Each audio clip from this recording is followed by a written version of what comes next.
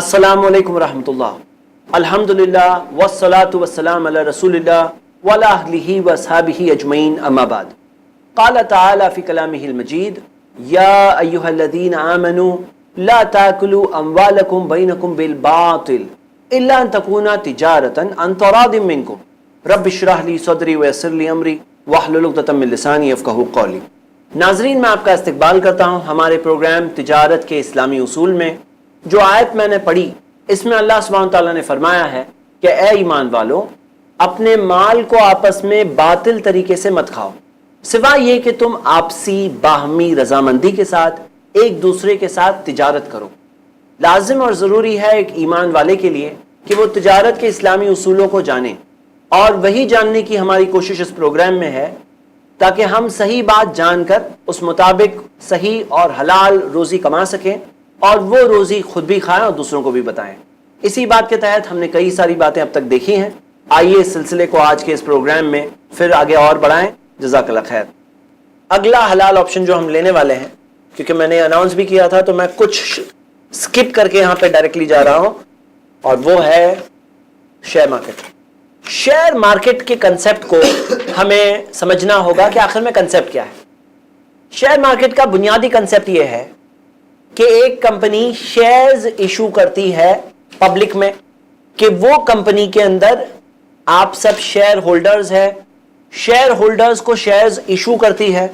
अब जो shares issue करती है इसके अंदर आप मुझे पहले एक बुनियादी बात ये बताइए कि जो शेयर होल्डर्स है वो क्या है कंपनी के?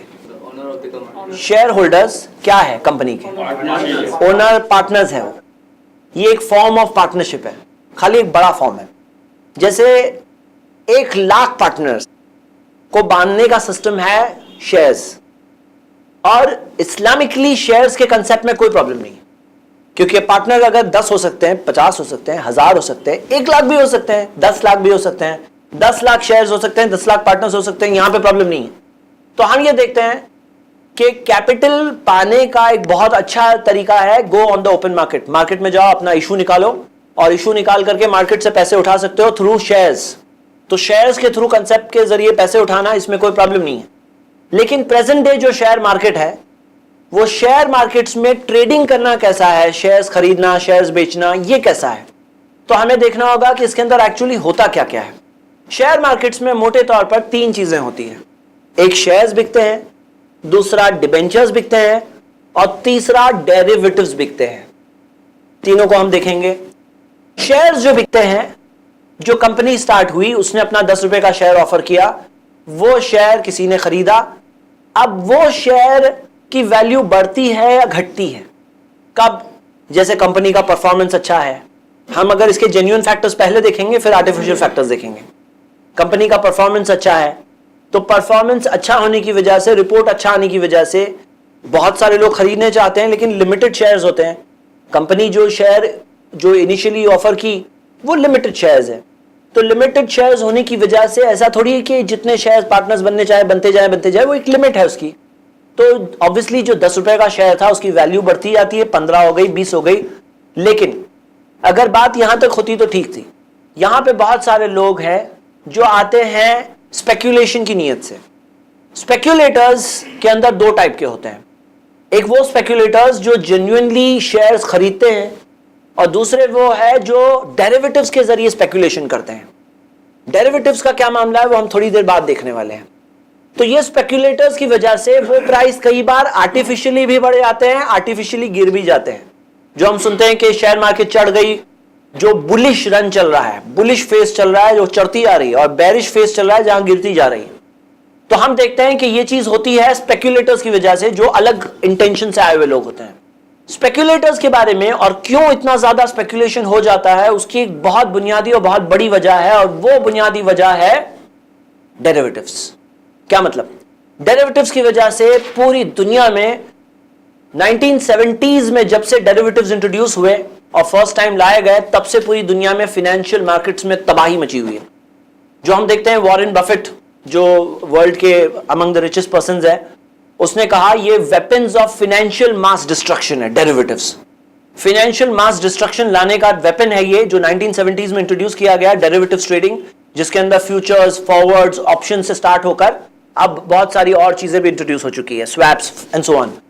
डेरिवेटिव्स की वजह से स्पेकुलेशन का फैक्टर बहुत बढ़ जाता है। मिसाल के तौर पर ये कप बेच रहा है एक आदमी, वो कप के अंदर बात यह है कि अगर बहुत सारे लोग आके बहुत सारे कप्स खरीदने लगे सडनली, तो सप्लायर बना रहा है कितने कप बना लेगा, तो जाहिर सी बात है उसका भाव 50 रुपए था, कितना हो जाएगा, बढ़ने लगेगा, 60-70 होने लगेगा। ये तो नेचुरल बात है भाई, ये नेचुरली बढ़े तो इसमें प्रॉब्लम नहीं होता है। प्रॉब्लम तब होता है जब आर्टिफिशियली बढ़ता है। आर्टिफिशियली कैसे बढ़ता है? डेरिवेटिव्स की वजह से बढ़ता है। इस्लामिक हुक्म यह है कि डेरिवेटिव्स ट्रेडिंग हराम है, क्योंकि उसके अंदर बहुत सारे प्रॉब्लम्स हैं। डेरिवेटिव्स ट्रेडिंग्स में बहुत सारे प्रॉब्लम्स हैं, हम वो प्रॉब्लम्स पर जस्ट आने वाले हैं। अब हम ये देखते हैं कि शेयर मार्केट में डीलिंग कैसी है।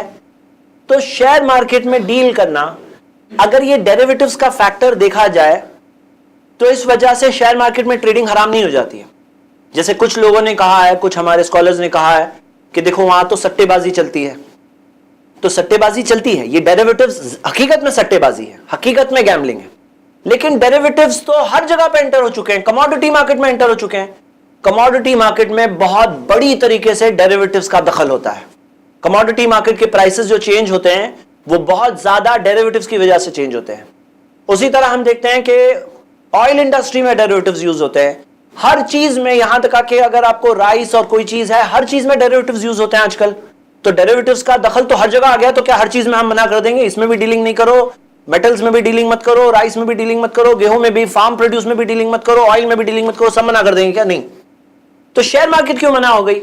तो शेयर मार्केट अगर डेरिवेटिव्स की वजह से मना हो जाए तो और भी बहुत कुछ मना हो जाएगा। तो जो लोग ये डायरेक्टली कहते हैं सट्टेबाजी है इसलिए शेयर मार्केट में लगाना हराम है, इसकी कोई दलील नहीं। शेयर मार्केट में इन्वेस्टमेंट कर सकते हैं क्योंकि फी नफ्सी ही कंसेप्ट इस्लाम से टकराता नहीं है। ये एक टाइप ऑफ पार्टनरशिप है, लेकिन बहुत सारे पार्टनर्स हैं। जो डिविडेंड आता है वो प्रॉफिट का शेयर होता है जो डिवाइड कर दिया जाता है। लेकिन जाहिर सी बात है कि एक मुस्लिम जो होता है उसको ऐसा मामला नहीं है कि वो कहीं पे भी इन्वेस्ट कर ले, कुछ भी कर ले, उसकी कुछ कंडीशंस होती हैं। तो सबसे पहली कंडीशन ये होगी, उसे देखना होगा कि जो कंपनी में वो इन्वेस्ट कर रहा है वो हलाल काम है उसका कि हराम काम है। भाई शेयर खरीद रहे हो, शेयर, भाई शेयर क्या है? कोई कंपनी का शेयर है, कंपनी कुछ करती है उसका शेयर है, तुम कंपनी के ओनर हो, तो वो कंपनी क्या करती है? शराब की कंपनी है क्या? क्या वो बैंक है? क्या वो इंश्योरेंस की कंपनी है? तो हम देखते हैं कि कई सारी जो हराम की लिस्ट है, जैसे उसमें हम देखते हैं कि बहुत सारे ऐसी हराम इंडस्ट्रीज है, वो सब पहले एक्सक्लूड होगी। जो इस्लाम में, शरीयत में मना है, हराम है, उसके अंदर हमारे लिए इन्वेस्टमेंट करना भी जाहिर सी बात है हराम है, क्योंकि तावनु अलल बिर्रि व तक़वा, नेकी और भलाई के कामों में ताउन करो। इन्वेस्टर उसका पार्टनर है, इन्वेस्टर वो कंपनी का पार्टनर है। तुम शराब की कंपनी में पार्टनर बनोगे, तुम बैंक के पार्टनर बनोगे, तुम इंश्योरेंस कंपनी के पार्टनर बनोगे, तो यानी हराम काम में तुम इन्वॉल्व हो, तुम उसमें ताउन कर रहे हो, इन्वॉल्व हो रहे हो। तो पहली कंडीशन है हराम कंपनी नहीं होनी चाहिए। नंबर 2, कुछ ऐसी बिजनेसेस होते हैं जो हलाल होते हैं लेकिन उसमें हराम का कंपोनेंट बहुत बड़ा होता है, सिग्निफिकेंट होता है, कोई मेजर पार्ट हराम होता है, यानी खुद हलाल है लेकिन मेजर पार्ट हराम है। जैसे हम देखते हैं कि शुगर इंडस्ट्री में बहुत बड़ा मेजर बाय प्रोडक्ट जो शुगर इंडस्ट्री का है मोलासिस, और वो मोलासिस बेच करके वो शराब इंडस्ट्री में सप्लाई किए जाते हैं और उससे शराब बनता है। तो मोलासिस से शराब बनता है, तो क्योंकि एक मेजर सिग्निफिकेंट बाय प्रोडक्ट है, इस वजह से शुगर इंडस्ट्री में इन्वेस्ट करना भी मना है। उसी तरह होटल्स में, कि होटल्स में बहुत बड़ा कंपोनेंट होता है, वो अल्कोहल सेल का एक बहुत सिग्निफिकेंट कंपोनेंट होता है, तो होटल्स में भी इन्वेस्ट करना इस वजह से मना है। तो ये सेकंड रूल हो गया। फर्स्ट के टोटली हराम कंपनी नहीं होनी चाहिए, सेकंड कोई मेजर बाय प्रोडक्ट हराम नहीं होना चाहिए। थर्ड, डिबेंचर्स जो हमने देखा, डिबेंचर्स में इन्वेस्ट करना। डिबेंचर्स क्या है?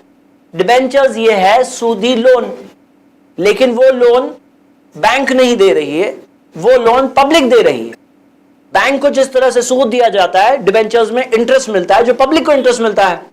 तो शेयर मार्केट में डिबेंचर्स में ट्रेडिंग करना जाहिर सी बात है मना है, हराम है, क्योंकि सूद की ही एक शक्ल है और clear cut out front clear cut interest का काम है वो डिबेंचर्स। नंबर 3। नंबर 4 के प्रेफरेंस शेयर्स में डीलिंग करना हराम है। क्यों हराम है?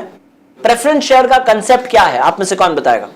प्रेफरेंस शेयर्स में मतलब जो उसके प्रेफरेंस होल्डर्स जो है उनको फिक्स परसेंटेज देना ही है किसी भी हाल में। अगर कंपनी नहीं प्रोवाइड कर सकती तो उनको ये राइट्स है कि वो कोई भी मतलब कंपनी का एसेट बेच के अपना जो शेयर्स उन्होंने लगाया वो रिकवर कर सकती हैं? बताइए, फिक्स अमाउंट है। प्रेफरेंस शेयर्स का मेजर फर्स्ट डिफरेंस यही है कि मान लीजिए कि कंपनी अगर डिसॉल्व होती है तो प्रेफरेंस शेयर्स में जो प्रेफरेंस शेयर होल्डर है उन्हें प्रेफरेंस दी जाएगी रीपेमेंट मिलने में।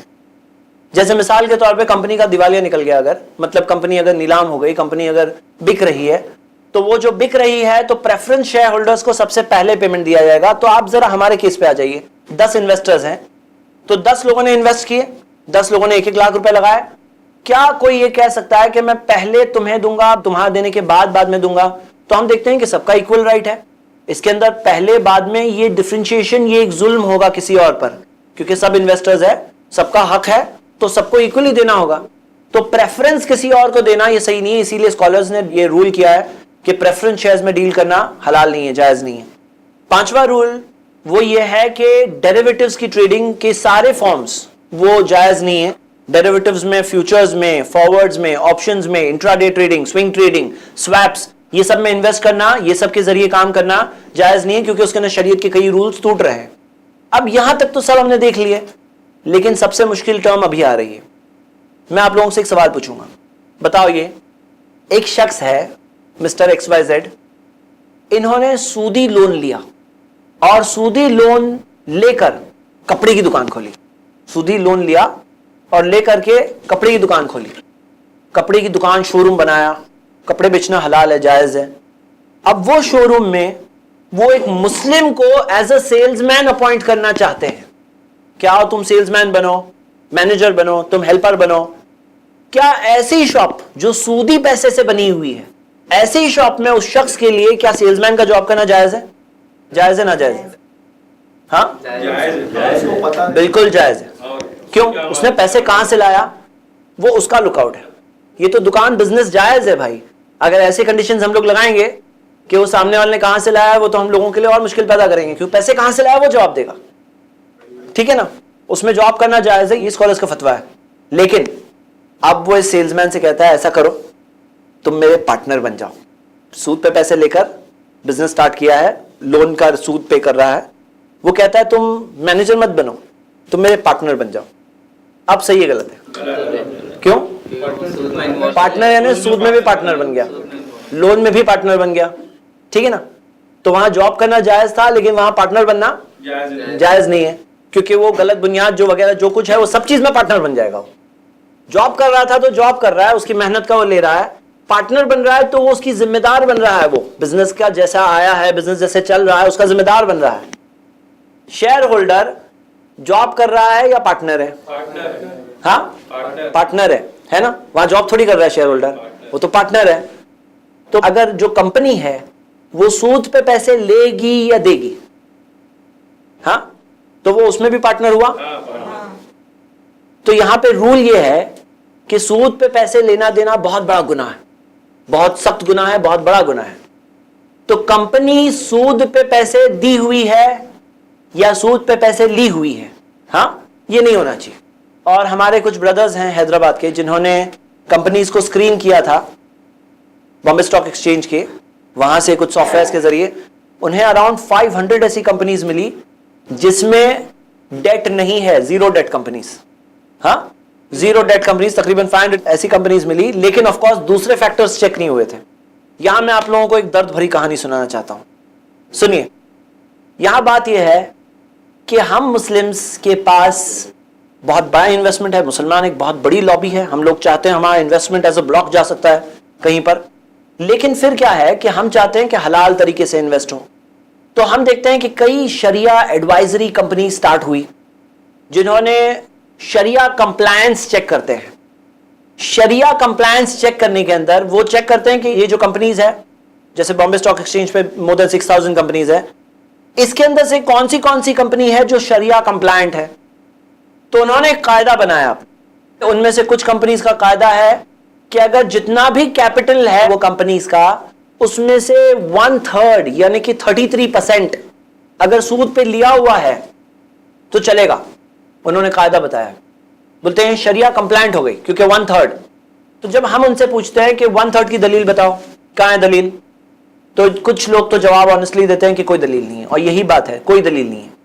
कुछ लोगों ने बताया कि देखो वसीयत करने की जो गुंजाइश है ना, माल है आपके पास, आपके माल में से आप वसीयत विल बना सकते हो, तो 1/3 तक का विल बना सकते हो। लेकिन वसीयत और ये तो कुछ अलग है ना, तो बिल्कुल कहाँ वसीयत हो, कहाँ ये 1/3 तक सूदी अमाउंट आ रहा है, जो लोन से अमाउंट आ रहा है। यानी अगर मान लीजिए 1 करोड़ का कैपिटल है तो 33 लाख सूद पे आए हुए हैं, तो वो वसीयत की चीज तो कहीं फिट नहीं होती है, ऑब्वियसली नहीं फिट होती है। कोई भी चीज कहीं पे थोड़ी फिट हो जाएगी।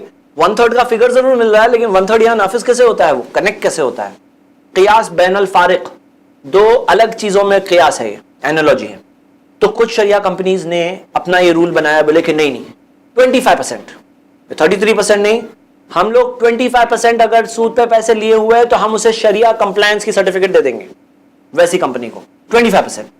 लेकिन 25% की भी कोई दलील नहीं है। कुछ कंपनीज है जो कहती हैं 10% सूदी काम कर रहे हैं, 10% की भी कोई दलील नहीं है। अगर सोचो, सिर्फ सोचने में क्या है, कोई चीज सोचने से नहीं रोक सकता। सोचते हैं तो ही एक दिन जाके होगी ना, वही तो बात है ना, सोचने से कौन रोक सकता है। जरा सोचो कि अगर हमारे पास ऐसी अगर शरिया कंप्लायंस वाली इन्वेस्टमेंट की कोई कंपनी होती, जो हमारी मुस्लिम कंपनी, जो ऐसे छांट करके दे कि कौन सी ऐसी कंपनीज है जहां 0% सूदी काम, ऐसी कंपनीज दो। सिर्फ एक गुंजाइश है शरीयत में, सुनन अबू दाऊद की एक सही हदीस है, नबी सल्लल्लाहु अलैहि वसल्लम ने कहा कि 3 चीजें अल्लाह ताला ने इस उम्मत के लिए माफ किया है। एक है खता, मिस्टेक, दूसरा है निसियान, भूल गए जो, वो मस्तुकरिहु अलई, जो किसी शख्स पर फोर्स कर दिए जाए। तो गवर्नमेंट रूल्स के जरिए जो चीज फोर्स है कि इतना कैपिटल आपको वहां रखना पड़ेगा, फला जगह पे रखना पड़ेगा, वो जो फोर्स के तहत जो सूद आ रहा है या फोर्स के तहत कहीं कैपिटल जमा है जो गवर्नमेंट ने फोर्स कर रखा है, सचमुच वो मजबूरी है, वो चीज तो माफ की दलील हमें मिल रही। लेकिन उसके अलावा ऊपर से अगर किसी ने डिबेंचर्स इशू किए हुए हैं, किसी ने बैंक से लोन लिया हुआ है, तो वो चीज की दलील नहीं मिल रही।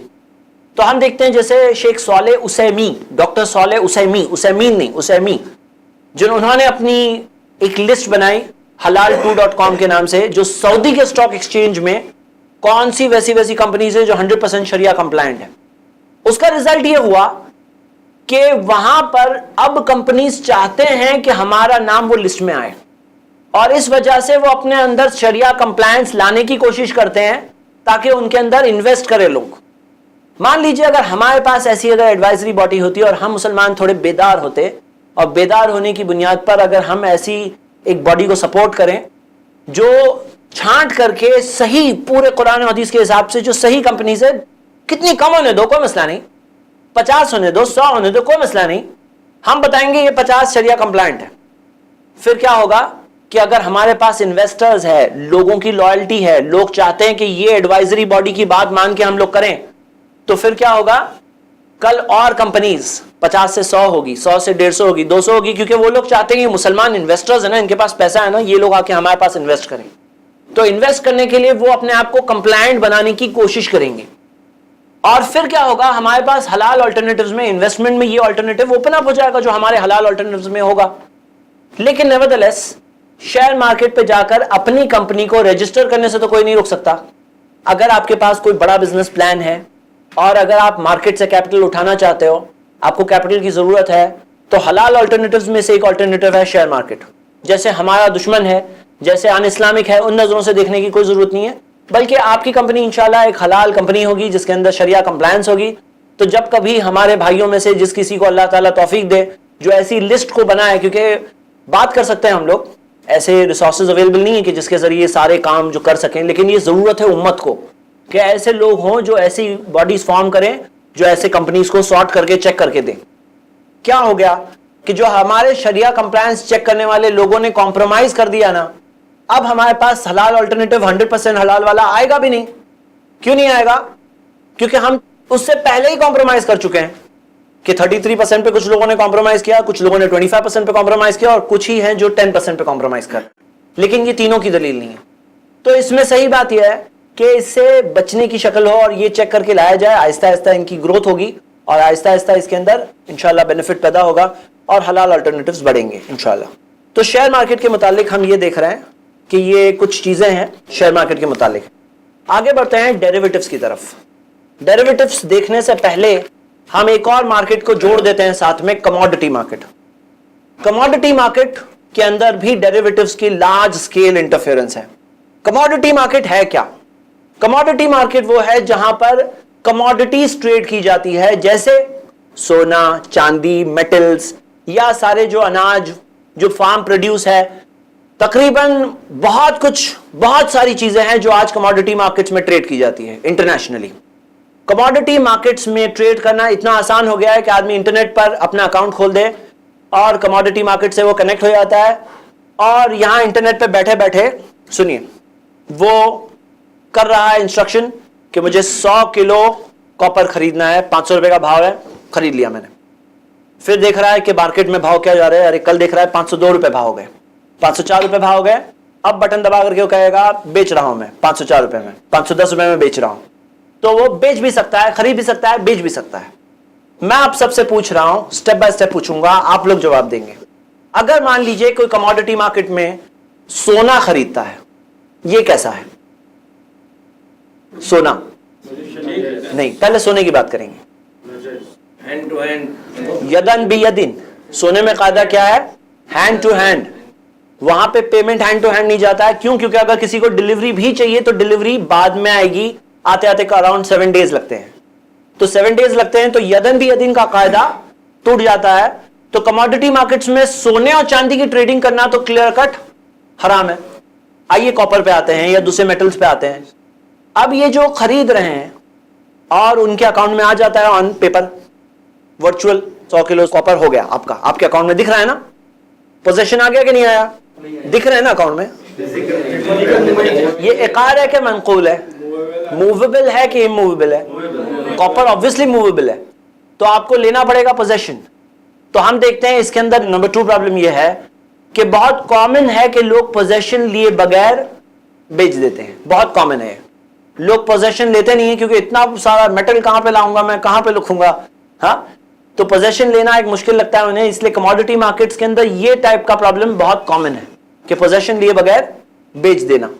और क्या चीज है जो यहां तक आपने देखा, जो हमने डिस्कस किया, इसमें यहां तक आपने और क्या चीज देखी कमोडिटी मार्केट के मुतालिक?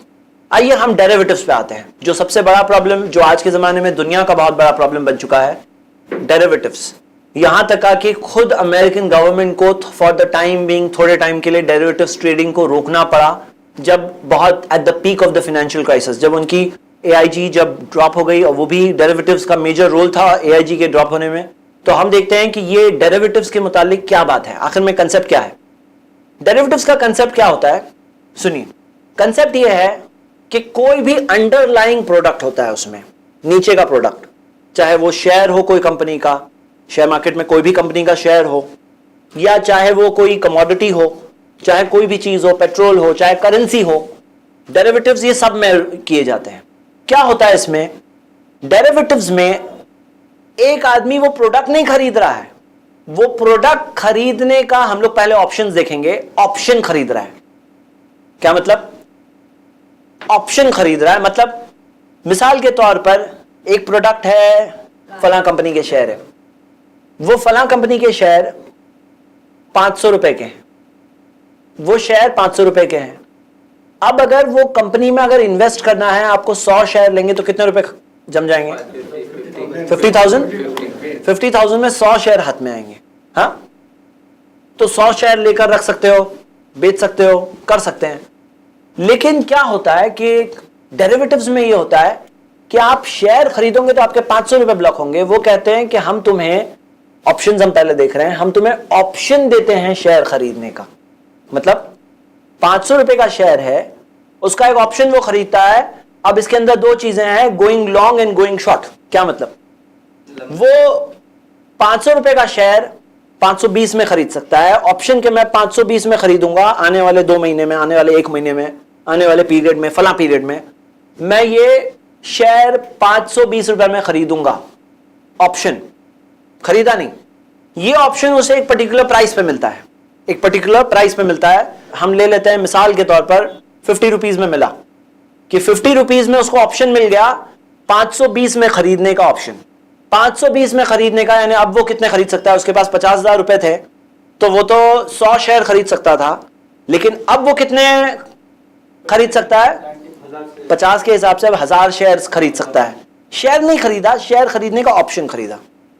अब वो ऑप्शन का मामला ऐसा है कि मान लीजिए कल वो शेयर का भाव 550 हो गया, 550 हो गया, तो वो 520 में उसने खरीदने का ऑप्शन खरीदा था ना, अब वो एक्सरसाइज करेगा उस ऑप्शन को, और एक्सरसाइज करके वो शेयर को 520 में खरीदेगा, हालांकि भाव 550 है, हालांकि प्राइस 550 है, 520 में खरीदेगा, और 520 में खरीदा तो एक एक शेयर पे उसको 30-30 रुपए बेनिफिट हो रहा है, दे रहा है वो कितना, 50 हमने लिया, 50 थोड़ा ज्यादा हो गया, उसको कम कर लीजिए, ऐसा करते हैं हम, उसको 10 रुपीज कर देते हैं उसके चार्ज को, जो चार्ज उसने पे किया 10 यानी कि 50,000 रुपए में वो 5,000 शेयर्स खरीद चुका है। सुनिए, 5,000 शेयर्स 50,000 रुपए में खरीद चुका है ऑप्शन। अब वो ऑप्शन को एक्सरसाइज करके 520 के भाव में उसने लिया था, 520 में खरीद करके वो बेच देगा 550 में, मतलब कि एक एक शेयर पे 20-20 रुपए कमाएगा। 10 रुपए तो उसको देना है ना, 10 रुपए माइनस होंगे तो 20-20 रुपए कमाएगा, और वो डायरेक्ट प्रॉफिट करेगा। और अगर मान लीजिए इसके अंदर गोइंग शॉर्ट क्या है कि 500 का भाव चल रहा है, वो कहेगा मैं 480 में खरीदने का ऑप्शन ले रहा हूं, 480 में खरीदने का ऑप्शन हुआ। अब अगर मान लीजिए 480 में बेचने का ऑप्शन भी दे सकता है, जो चीज है नहीं वो बेच सकता है, उसके पास है नहीं लेकिन वो कहे कि मैं 480 में बेचने का ऑप्शन ले रहा हूं, इसे गोइंग शॉर्ट कहते हैं कि मैं 480 में बेचूंगा। ये कब क्यों कहेगा? क्यों कहेगा? जब मार्केट गिर रही है, जब मार्केट गिर रही है और उसको पता है कि आने वाले 2 महीने में, 6 महीने में ये 480 की जगह 450 भाव हो जाएगा, तो उसने 480 में बेचने का ऑप्शन लिया। है नहीं उसके पास शेयर, लेकिन बेचने का ऑप्शन दे रहा है वो, हाँ वो बेचने का ऑप्शन दे रहा है। अब अगर मार्केट सचमुच 450 तक पहुंचती है तो वो ऑप्शन को एक्सरसाइज करेगा, अगर ऑप्शन को एक्सरसाइज नहीं किया तो उसके पैसे गए। ऑप्शन का एक्सरसाइज किया, वो तब एक्सरसाइज करेगा जब उसके पास कुछ बेनिफिट होगा, यानी मार्केट सिचुएशंस में कुछ बेनिफिट है, तब वो उस ऑप्शन को एक्सरसाइज करेगा। फ्यूचर्स में और ऑप्शंस में यही फर्क है कि फ्यूचर्स में लाजिम है, उसे फ्यूचर कॉन्ट्रैक्ट भी कहते हैं, मतलब उसमें ऑप्शन में तो ऑप्शन होता है कि चाहे तो लो चाहे तो ना लो, लेकिन फ्यूचर्स में अब लेना ही पड़ेगा। और ताकि कभी ऐसा हो कि मार्केट बहुत ज्यादा डिफरेंस हो गई, बहुत ज्यादा डिफरेंस हो गया, उसने 480 सोचा था लेकिन ऐसा हुआ नहीं, मार्केट तो चढ़ी हुई है, ऊपर ही उसने सोचा था कि गिरेगी लेकिन गिरी नहीं, तो इस सिचुएशन में क्या होगा कि फ्यूचर्स में उसको पहले से डिपॉजिट रखना होगा, जहां डेली जो भाव चेंज होते हैं उसके डिपॉजिट में प्लस माइनस होता रहेगा, इसे मार्क टू मार्केट कहते हैं। चलिए कंसेप्ट तो मैंने बता दिया बुनियादी तौर पर, इसमें क्या क्या प्रॉब्लम्स दिख रहे हैं बताइए। इसमें हम मैक्रो लेवल पे बाद में बात करेंगे, पहले इंडिविजुअल लेवल पे देखेंगे। पूरी इकॉनमी को कितना क्या नुकसान होता है वो हम देखेंगे थोड़ी देर में, लेकिन शरीयत के हिसाब से इसमें इस्लामिकली क्या प्रॉब्लम दिख रहा है। किसी चीज को तुम ब्लॉक नहीं कर सकते हो, किसी भी चीज को जैसे ब्लॉक इस्लाम में मना है ना, स्टोरेज करके, जैसे कि उसका प्राइस हाई हाई करना है मना है ना इस्लाम में, जैसे गेहूं को स्टोर करेंगे ताकि उसका रेट बढ़ जाए, वो हिसाब से। ओके, एक बात आपने कही और बताइए, आपके 6 उसूल याद है कि नहीं याद है? 6 के 6 याद है ना? एक बार रिवीजन कर लें ताकि इसको एनालाइज कर लो। Number 1 consent, number 2 capable to transact, जो कर रहे हैं वो केपेबिलिटी होना चाहिए टू ट्रांजैक्ट, आगे पीछे तरतीब हो सकती है। नंबर 3 हलाल होना चाहिए। नंबर 4 ओनर या ओनर की तरफ से। नंबर 5 पोजेशन होना चाहिए। नंबर 6 क्लियर होना चाहिए, क्या प्रोडक्ट है क्लियर होना चाहिए। ओके, चलिए आप बताइए जी।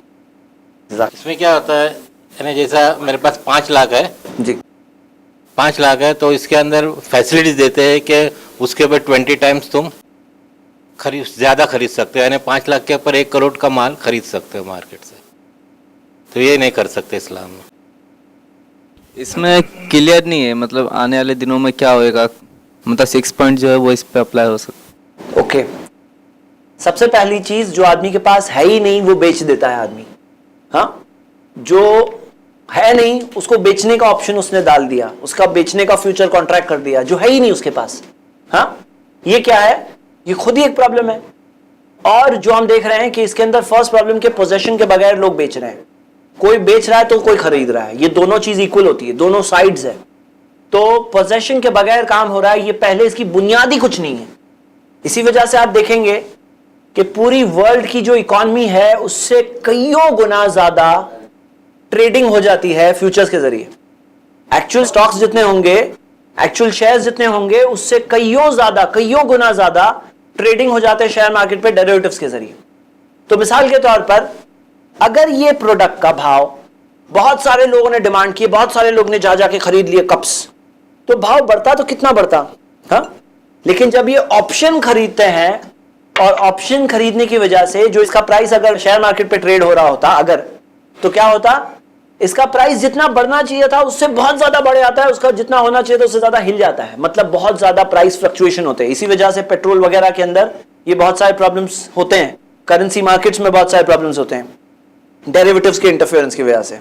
तीसरी चीज इसमें वाज़ेह नहीं है कि तुम कल का कह रहे हो कि मुझे इतने में खरीदना है ये प्राइस, ये तो क्लियर कट गैम्बलिंग की शक्ल है, ये क्लियर कट गैम्बलिंग है। गैम्बलिंग में जैसे आदमी एक बोली लगाता है कि मैं लॉटरी टिकट ले रहा हूं, अब वो होगा नहीं होगा, इट्स ऑल ऑन लक, ये सब, ये चीज इसकी कोई गुंजाइश नहीं कि कोई कह रहा है मैं 480 में खरीदने का ऑप्शन ले रहा हूं, खरीदने का कॉन्ट्रैक्ट कर रहा हूं, किस बुनियाद पे कर रहे हो? कोई तुम्हें 480 का कल का भाव आज ऑफर कैसे कर सकता है? ये वजाहत, ये क्लैरिटी कहां से आई? ये क्लैरिटी है ही नहीं। तो हम देख रहे हैं कि ये क्लियर कट एक सट्टेबाजी, एक गैम्बलिंग का फॉर्म है, और जो लोग गैम्बल करते हैं और जिसकी वजह से स्पेकुलेशन वगैरह की वजह से मार्केट्स अनस्टेबल हो जाती है, दुनिया को बर्दाश्त करना पड़ता है बोझ ये लोगों के प्रॉब्लम का। हम देखते हैं मेटल्स की मार्केट कई बार अनस्टेबल हो जाती है यही स्पेकुलेटर्स की वजह से। तो ये जितना ये चीज बढ़ते जाएगी डेरिवेटिव ट्रेडिंग, उतना ज्यादा दुनिया की मार्केट्स अनस्टेबल होती जाएगी, उतना ज्यादा उसे कोई भी डायरेक्शन में भेजा जा सकता है ये सारी चीजों के जरिए। तो इस्लाम ने ये चीज डेरिवेटिव्स की ट्रेडिंग हराम बताई है, जिससे दुनिया को बहुत बड़ा नुकसान होता है। इसके ताल्लुक से कई सारी स्टैटिस्टिक्स अवेलेबल है कि किस तरह से दुनिया में बहुत बड़ी इकोनॉमिक बर्बादी आई, और इसी वजह से इसे weapons of financial mass destruction बिल्कुल सही तौर पे कहा गया है। ये एक इकॉनमी को बर्बाद करने वाली चीजें हैं। कितने अफसोस की बात है कि बहुत सारे मुस्लिम्स भी इसमें मुब्तला हो चुके हैं, इन्वॉल्व हो चुके हैं, और डेरिवेटिव्स को किसी तरह से ऐसे भी लोग मिलेंगे जो सही बताने की कोशिश करते हैं, लेकिन बहुत सारी बुनियादी इस्लामी प्रिंसिपल्स इसमें टूट रहे हैं, और इसके गलत होने के ताल्लुक से कोई डाउट ही नहीं है कि ये गलत है। तो डेरिवेटिव्स के ताल्लुक से हमने देखा, और ये है शेयर मार्केट का और कमोडिटी मार्केट का टॉपिक यहाँ पर इसी के साथ कंप्लीट होता है। हम अगला टॉपिक हमारा लेते हैं। यहाँ तक किसी को कोई सवाल पूछना है पूछ सकते हैं शेयर मार्केट और कमोडिटी मार्केट के मुतालिक। जी, मतलब गल्फ कंट्री में जो भी मतलब शेयर मार्केट एक्टिविटीज होती है वहाँ पे भी, तो उसमें डेरिवेटिव का कोई रोल होता नहीं है, मतलब मोस्टली वहाँ की कंपनी में। मतलब गल्फ कंट्रीज में क्या डेरिवेटिव्स ट्रेडिंग होती है? जी हाँ, होती है। गल्फ कंट्रीज में आपको कमर्शियल इंटरेस्ट बेस्ड बैंक्स भी मिलेगी, और जो शख्स जितना इस्लाम पर, जिस इकॉनमी ने अमल किया, उसको उतना खैर और भलाइयाँ मिली। तो हम देखते हैं कि बहुत सारे प्रिंसिपल्स है इस्लामिक इकोनॉमिक्स के, जैसे मलेशिया वगैरह में अप्लाई किया उन्होंने, उनको वो बेनिफिट्स मिले, और जो बेनिफिट्स, जो प्रिंसिपल्स तोड़ेंगे तो वो प्रिंसिपल्स के तहत वो अनस्टेबल हो जाएंगे। हम देखते हैं कितनी सारी इकोनॉमिक क्राइसिस लाई जाती है इन्वेस्टर्स के जरिए डेरिवेटिव्स की वजह से। कोई भी इकोनॉमी को गिराना बहुत आसान हो जाता है, कंट्रोल कुछ लोगों के हाथ में होता है डेरिवेटिव्स की वजह से। तो ये चीजें हैं जो आज होती है, और बहुत सारे लोग अलग अलग तरह के इकोनॉमिक प्रेशर्स में होते हैं। तो हम किसी के ऊपर हुक्म और फतवा नहीं लगा रहे हैं, बट जनरली बोलते हैं जो चीज़ सही है वो सही है, जो चीज़ गलत है वो गलत है। जैसे कुछ लोग कहते हैं कि 33%, कुछ लोग 25%, कोई 10, और ये दलील देते हैं जैसे शहर की सारी गलाजत समुंदर में जाती और समुंदर का पानी पाक होता है, उसी तरह से बड़े कैनवस में वो जाके छोटी चीज़ सही हो जाती है। कहाँ तक दुरुस्त है? भाई का सवाल यही है कि जैसे हम देखते हैं कि शहर के सारे जो नाले हैं वो जाते हैं समंदर में, और समंदर का पानी पाक है, तो समंदर का पानी पाक है, तो उसी तरह इनका कहना है कि देखो ये बड़ी चीज़ में छोटा कंपोनेंट है। तो हम ये बताते हैं कि ज़रा गौर करो, ज़रूरी नहीं है कि समंदर का पानी पाक ही होगा, ज़रूरी नहीं है। अगर नजासत की वजह से जो गंदी चीज़ गई हुई है पानी में, एक बड़ी बॉडी है पानी की, उसके अंदर गंदी चीज़ गई हुई है, उसकी वजह से अगर 3 चीज़ें चेंज हो जाते, 3 वस्फ, 3 एट्रीब्यूट्स उस पानी के, क्या है वो? टेस्ट, कलर, आंखों से स्मेल, उस नजासत की वजह से चेंज हुआ। नजासत की वजह से नहीं, मिट्टी चली गई, मिट्टी नजासत नहीं, मिट्टी की वजह से कलर चेंज हो गया, वो नजासत नहीं है। नजासत गंदगी की वजह से उसका टेस्ट चेंज हुआ, उसका कलर चेंज हुआ, उसकी स्मेल चेंज हुई, वो पानी से वुजू हम नहीं कर सकते हैं। अब यहां आप ये देखिए कि अगर कोई कहे कि पानी की बॉडी है, उसमें 1/3 टॉयलेट गया है, 1/3, हाँ, या 25%, 1/4 उसमें टॉयलेट गया हुआ है, तो हमें क्या लगता है कि उसका चेंज हो जाएगा कि नहीं होगा? 10% में भी डाउट तो लग रहा है। हाँ, तो हम कहते हैं कि ये कब अप्लाई होगा, जब जैसे कोई बहुत बड़ी चीज के अंदर, हाँ, कोई बहुत छोटी सी नजा चीज जाए जो शायद 1% से कम होगी, हाँ, तो जो अप्लाई होगा। ये कानून भी है। जैसे हम कहते हैं ना, दलील क्या है, मैंने एक दलील दी आपको मजबूरी वाली, जो चीज मजबूरी के तहत है वो तो माफ है। बाकी जो बहुत स्मॉल क्वांटिटी वाली भी दलील है कि बहुत स्मॉल कोई गलत चीज हो, जो बड़े समंदर में कोई छोटी गलत चीज चली गई, तो वो छोटी गलत चीज की वजह से वो समंदर खराब नहीं होता। जैसे समंदर में कोई जाके किसी ने पेशाब कर लिया, समंदर है, हाँ, तो वो बात है कि वो पूरा समंदर नजिस नहीं हो गया उसके पेशाब करने से वहां पर, हाँ। तो एक स्मॉल चीज जा रही है एक बड़ी चीज में, उसकी वजह से समंदर का कलर वगैरह तो चेंज नहीं होने वाला है ऑब्वियसली। अगर मान लीजिए कि समंदर के अंदर 33% या 25% या 10% नजासत चली गई, तो बहुत हाई चांस है कि उसका कलर टेस्ट वगैरह चेंज हो जाएगा, हाई चांसेस। तो हम देखते हैं कि ये माइन्यूट क्वांटिटी है, तो ये गुंजाइश है, ये एक एक्सेप्शन है। मतलब हम इस्लामिक शरीयत से एक्सेप्शन लेने तैयार है जो कुरान और हदीस से साबित है। तो मान लीजिए कोई बहुत बड़ी चीज में कोई बहुत छोटी सी गलत चीज चले जाए, तो शरीयत ने उस चीज को ओवरलुक किया है, उसको माफ किया है, इसी वजह से वो पानी में नजासत जा रही है, तो नजासत को ओवरलुक किए। नजासत की वजह से नहीं कि पानी से वजू नहीं कर सकते, कर सकते तब तक जब तक ये चीजें चेंज ना हो जाए, वो ओरिजिनल उसका कैरेक्टर चेंज ना हो जाए, उसका ओरिजिनल कैरेक्टर वैसा के वैसा है। तो हम ये देखते हैं, तो 10% उसमें नहीं आता दिख रहा है, यही स्कॉलर्स का कहना है। वो कहते हैं 10% की दलील नहीं है, दलील है तो कोई माइन्यूट 0 पॉइंट समथिंग के अंदर कुछ हो, जो कोई चीज आ गई इनएडवर्टेंटली, तो वो चीज की ताल्लुक से हमें दलील मिल रही है। Mutual investing in mutual funds जी इस्लामिक रूह से जायज है? जज़ाकल्लाह खैर। म्यूचुअल फंड्स में इन्वेस्ट करना कैसा है? म्यूचुअल फंड्स का कंसेप्ट क्या है? म्यूचुअल फंड का कंसेप्ट ये है कि शेयर मार्केट में एक इंडिविजुअल इन्वेस्टर जाता है और शेयर मार्केट में इन्वेस्ट करता है। हमने देखा कि शेयर मार्केट में विथ रिस्ट्रिक्शंस इन्वेस्ट करना जायज है, लेकिन रिस्ट्रिक्शंस जो है काफी सीरियस है, और जो रिस्ट्रिक्शंस हमने देखे वो रिस्ट्रिक्शंस के अंदर पास होकर निकलने वाली बहुत चंद कंपनीज मिलेगी करंट सिनेरियो में। अब इसके अंदर आदमी खुद जब इन्वेस्ट करता है तो प्रॉब्लम यह है कि वो मार्केट को ट्रैक नहीं कर पाता है, कौन सा ट्रेंड चल रहा है, कौन सी चीज बढ़ रही है, कौन सी चीज कम हो रही है। तो यहां पे रोल आता है म्यूचुअल फंड्स का। म्यूचुअल फंड्स के पास मैनेजर्स होते हैं जो मार्केट के ऊपर नजर रखते हैं, मार्केट को ट्रैक करते रहते हैं, क्या चीज ऊपर जाने वाली, क्या चीज नीचे आने वाली है, और वो लोग इन्वेस्ट करते हैं उन कंपनीज में। प्रॉब्लम यहां यह है कि जो म्यूचुअल फंड जो है, मान लीजिए एक फंड है वो 25 कंपनीज में इन्वेस्ट कर रहा है एक साथ में, और आपने म्यूचुअल फंड के साथ 1 लाख इन्वेस्ट कर लिए। म्यूचुअल फंड वो 25 कंपनी में इन्वेस्ट करेगा, जो भी कमाएगा वो कमाने के हिसाब से आपको शेयर देगा। एक पर्टिकुलर शेयर आपका होगा, पर्टिकुलर शेयर उनका होगा। तो हम ये देखते हैं कि म्यूचुअल फंड के अंदर प्रॉब्लम क्या है कि जो कंपनी में इन्वेस्ट कर रहे हैं वो कंपनी तो हलाल होनी चाहिए ना। पहले हमारी जो सारी क्राइटेरिया जो इंडिविजुअल कंपनीज के लिए थी वो उस म्यूचुअल फंड के लिए भी होनी चाहिए। अब कई बार क्या होता है कि कोर सेक्टर्स जैसे इंफ्रास्ट्रक्चर वगैरह, ये कोर सेक्टर्स के अंदर जो हराम एलिमेंट्स बच जाते हैं, बहुत सारी हराम कंपनीज बच जाती है। जैसे अगर टूरिज्म इंडस्ट्री, होटल इंडस्ट्री वगैरह, ये सब चीज में गलत चीज आने का ज्यादा चांस होता है। तो जो कोर सेक्टर्स है उसके अंदर गलत चीजों के चांसेस कम होते हैं। लेकिन प्रॉब्लम क्या है कि हमारी सिर्फ वही क्राइटेरिया थोड़ी है, पहली वाली और दूसरी वाली। जो पहली 2 क्राइटेरिया हमने देखा कि कंपनी हलाल होनी चाहिए और उसका कोई मेजर बाय प्रोडक्ट हराम नहीं होना चाहिए। तो आगे की जो कंडीशंस है वो कंडीशंस को केयर करने के लिए हम क्या करें, तो कुछ ऐसे म्यूचुअल फंड्स भी बनाए गए जो खास मुस्लिम इन्वेस्टर्स के लिए है, जिसमें डेरिवेटिव्स को अवॉइड किया गया, जिसमें बैंक्स, इंश्योरेंस को अवॉइड किया गया। लेकिन बाकी की जो आखिरी क्राइटेरिया हमने देखा कि उसके अंदर कंपोनेंट क्या है इंटरेस्ट का, वो कंपोनेंट बहुत जरूरी है। क्यों? क्योंकि हम देखते हैं कि जो शरिया एडवाइजर्स है ऐसे कुछ म्यूचुअल फंड्स के, जो म्यूचुअल फंड्स खास मुस्लिम्स को माइंड में रख के लॉन्च किए गए, तो वो शरिया एडवाइजर्स जो शरिया कंप्लायंस बता रहे थे, उनका खुद का क्राइटेरिया था कि 33% अलाउड है या 25% अलाउड है या 10% अलाउड है। जो पर्टिकुलर 10% वाली तो मुझे नहीं पता है कि कोई म्यूचुअल फंड लॉन्च किया गया है, बट उससे ज्यादा वाले ही है। तो हम ये देखते हैं इसी वजह से म्यूचुअल फंड्स के अंदर भी वही प्रॉब्लम आ जाता है जो शेयर मार्केट में लार्जली आज दिखा जाता है। जी नाजरीन, बातें तो बहुत सारी है और ये डिस्कशन जो चल रहा था ये भी बहुत अहम है, लेकिन वक्त हमें अब इजाजत नहीं देता कि हम इस बात को और आगे जारी करें।